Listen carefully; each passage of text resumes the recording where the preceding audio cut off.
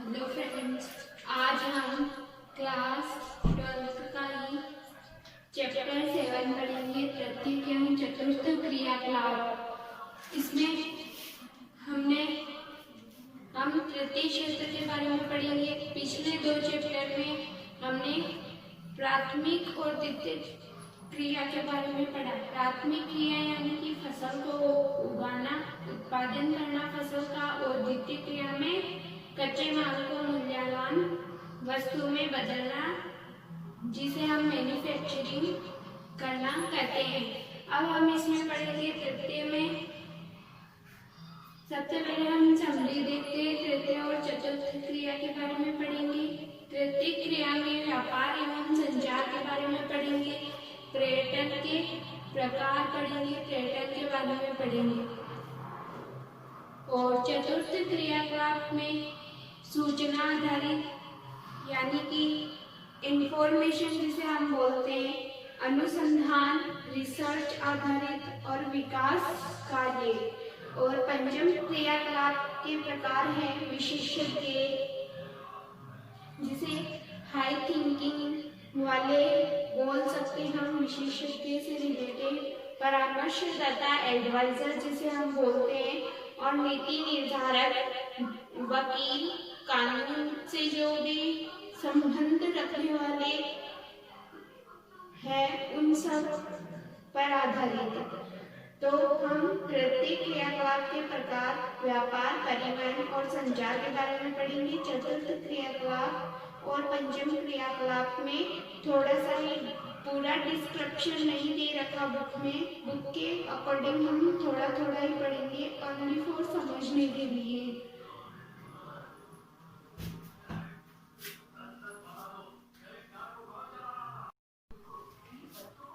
तृतीय क्रिया में 3 प्रकार है, व्यापार, परिवहन और संचार। हम सबसे पहले पढ़ते हैं व्यापार के बारे में कि व्यापार क्या होता है। व्यापार यानी बेचना और मतलब किसी भी वस्तुओं का क्रय विक्रय करना। व्यापार का सामान्यतः होता है वस्तुओं का क्रय और विक्रय करना, मतलब खरीदना और बेचना व्यापार में किया जाता है।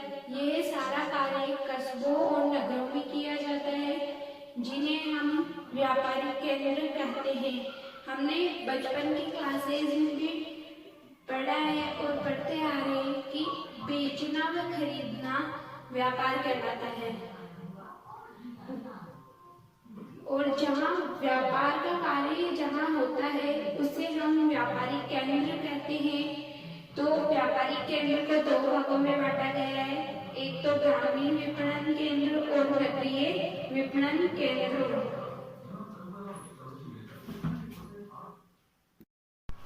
अब हम पढ़ते हैं सबसे पहले व्यापारिक केंद्र में ग्रामीण विपणन केंद्र क्या होता है। यह निकटवर्ती बस्तियों का पोषण करते हैं। इन केंद्रों पर व्यावसायिक सेवाएं विकसित नहीं होती हैं। ये केंद्र केवल स्थानीय ग्रामीण आवश्यकताओं की पूर्ति करते हैं। यह यानी कि ये छोटे स्तर पर होते हैं और नजदीकी लोग वस्तुएं या सामान खरीदते हैं। यानी कि जो गांव में शॉप्स वगैरह होती है या व्यापार करने की जो सुविधाएं होती है, उसमें गांव के आसपास के लोग ही वस्तुएं खरीदते हैं।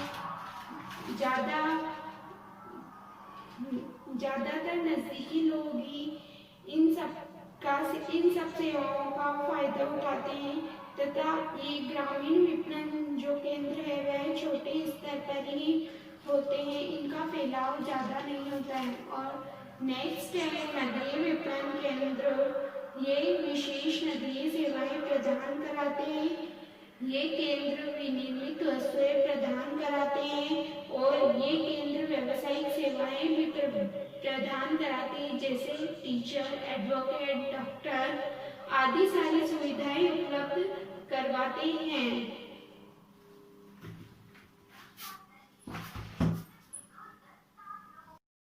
नेक्स्ट टॉपिक हम पढ़ते हैं व्यापार के प्रकार के बारे में। व्यापार के मुख्यतः 2 प्रकार है, फर्स्ट है फुटकर व्यापार और सेकंड है घर व्यापार। फर्स्ट फुटकर व्यापार, इस व्यापार में कस्टमर वस्तुओं को प्रत्यक्ष रूप से खरीदता है। जैसे एक वस्तु सीधे दुकानदार से जाकर खरीदना फुटकर व्यापार में होता है और उतना ही खरीदते हैं जितना कि हमें आवश्यकता है। यदि हमें आज के लिए जरूरत है तो आज की जितना ही खरीदेंगे, 2 दिन की आवश्यकता के लिए है तो 2 दिन की जितना ही खरीदेंगे और ये सीधे फेरी वाली या दुकान वाले से खरीदे जाते हैं। नेक्स्ट थोक व्यापार, इसका गठन बिचौलिया तथा सौदागरों द्वारा मिलकर किया जाता है। अब आप सोच रहे होंगे बिचौलिया शब्द जो किसी ने पहली बार सुना हो, किसी ने पहले सुन रखा हो लेकिन अर्थ नहीं पता हो, यानी कि फैक्ट्री से जाकर खरीदना, जहां माल रेडी होता है वहां से सीधे जाकर खरीदना, जहां से दुकानदार सामान लाता है, जिसे हम नॉर्मल लैंग्वेज में बोल सकते हैं, वहां से जाकर खरीदना। ये लोग सीधे विनिर्माताओं से बड़े पैमाने पर माल खरीदते हैं और फुटकर व्यापारियों को बेचते हैं। यानी कि फुटकर व्यापार जहां से माल लाते हैं फैक्ट्रियों से या बड़े बड़े दुकानदारों से, उनसे सीधे जाकर माल खरीदना और फिर फुटकर व्यापार को बेचना। ये फुटकर व्यापारियों को उधार भी देते हैं और ये सीधे फिर थोक व्यापार में क्या होता है, सीधे फैक्ट्रियों या बड़ी बड़ी दुकानदारों से लाया जाता है और बहुत सारा लाया जाता है जो काफी समय तक चले और लाकर तो जो फुटकर व्यापार है उनको बेचा जाता है। और फुटकर व्यापार में क्या होता है, केवल हमें जितना आवश्यकता अनुसार चाहिए उतना ही हम लाते हैं। नेक्स्ट टॉपिक है हमारा पर्यटन। अब इसके बारे में तो सब जानते हैं पर्यटन क्या होता है। पर्यटन एक यात्रा है जो व्यापार की बजाय आनंद तथा घूमने फिरने के लिए की जाती है। अब हम बात करते हैं कि पर्यटन को प्रभावित करने वाले कौन कौन से कारक हैं।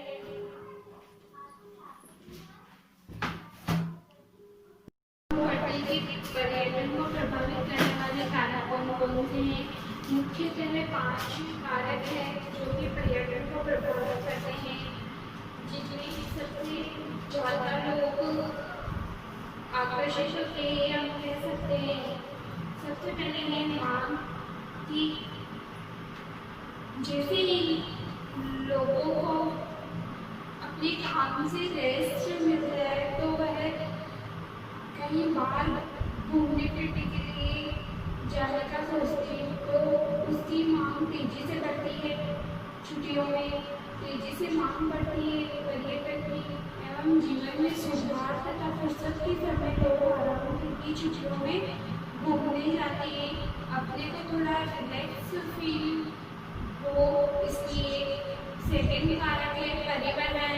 परिवहन सुविधाओं में सुधार के साथ पर्यटन की शुरुआत हुई। 72 सड़कों पर कार द्वारा यात्रा आसान होती है।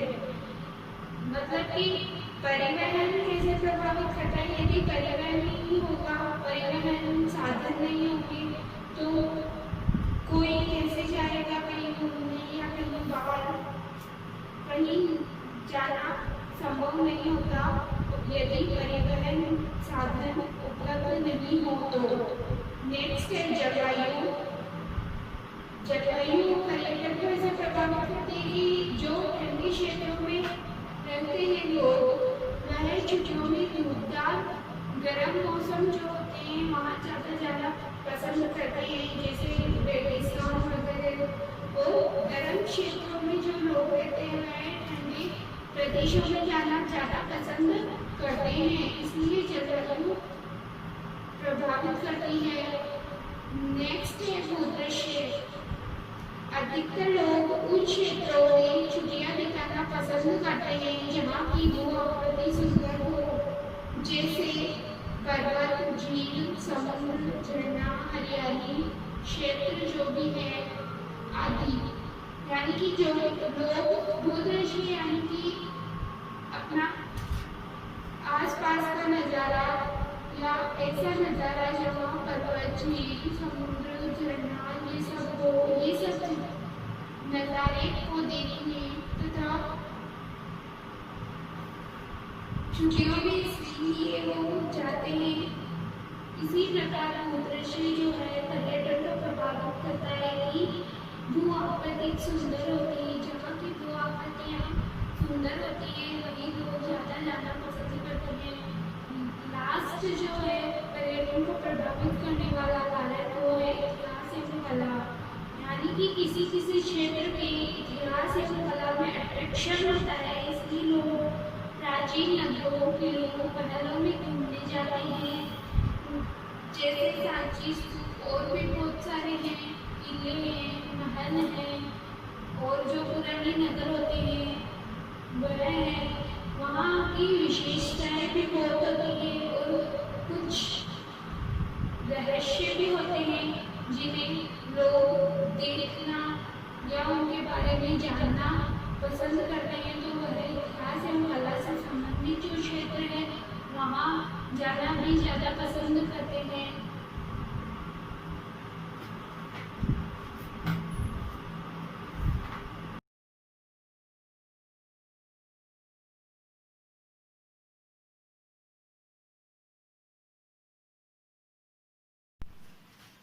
हमारा नेक्स्ट टॉपिक है संचार की। संचार किसे कहते हैं? दो या दो से अधिक व्यक्तियों के बीच विचारों का एवं भावों का आदान प्रदान होना संचार कहलाता है। जैसे कि पहले के जमाने में डाक द्वारा खत भेजे जाते थे, डाक और खत द्वारा संचार होता था और अब बहुत कम हो गया इसका प्रचलन। नेक्स्ट संचार के साधन कौन कौन से? Newspaper, TV, internet, mobile phone आदि बहुत सारे हैं जिनसे हम संचार कर सकते हैं। दूर संचार में उन्नत क्रांति हुई और संदेशों के भेजे जाने का समय सप्ताहों से मिनटों में घट गया। इंटरनेट ने विश्व संचार में क्रांति ला दी, यानी कि पहले से इंटरनेट नहीं चलता था। पहले डाक और खत द्वारा संचार होता था, दो व्यक्तियों के बीच में विचार और उनके भावों का आदान प्रदान होता था। लेकिन अब इंटरनेट ने पूरे विश्व में ऐसी क्रांति ला दी कि जो कई घंटों, कई सप्ताहों या बहुत समय बाद संदेश भेजे जाने वाले अब कुछ मिनटों में ही चले जाते हैं। तो इंटरनेट का पूरे विश्व में इतना प्रचलन हो गया। अब इस चैप्टर में मुख्य दो क्वेश्चन हैं। फर्स्ट क्वेश्चन है चिकित्सा पर्यटन किसे कहते हैं? जब कोई व्यक्ति चिकित्सा या इलाज के लिए किसी दूसरे देश में जाते हैं तो उसे चिकित्सा पर्यटन कहते हैं। चिकित्सा यानी इलाज कराना और पर्यटन यानी घूमना, यानी कि अपने इलाज के लिए किसी दूसरे देश में जाना चिकित्सा पर्यटन कहलाता है। और नेक्स्ट क्वेश्चन है बाह्य श्रोतन क्या है? इसके बनने के क्या कारण है? बाह्य श्रोतन का अर्थ अपने कार्य को किसी दूसरे में स्थापित करना, यानी कि अपने कार्य को किसी दूसरे देश में स्थापित करना। जैसे अमेरिका के जो कॉल सेंटर्स है उन्होंने इंडिया में भी स्थापित कर रखे हैं। इसी प्रकार बहुत से अनेक कार्य हैं जो एक देश से दूसरे देश में स्थापित किए हुए हैं। इनके प्रमुख कारण है कुछ देशों में श्रमिक सस्ते होते हैं। इंटरनेट द्वारा कोई भी कंपनी अपना कार्य दूसरे देशों में करवा सकती है और वैश्वीकरण के कारण भी इसे बढ़ावा मिलता है। वैश्वीकरण यानी कि किसी भी वस्तु या पूंजी का प्रवाह होना या जाना। तो ये एक देश से दूसरे देशों में करवा सकती है।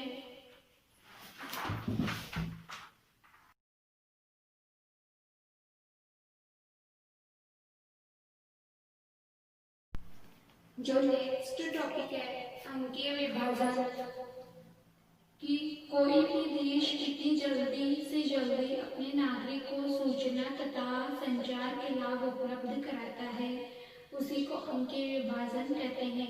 यानी कि कोई भी देश जो अपने नागरिकों को जल्दी से जल्दी सूचना और उस देश की सूचना और संचार के जो भी लाभ है वह जितने जल्दी उपलब्ध कराता है उसे अंकीय विभाजन कहते हैं।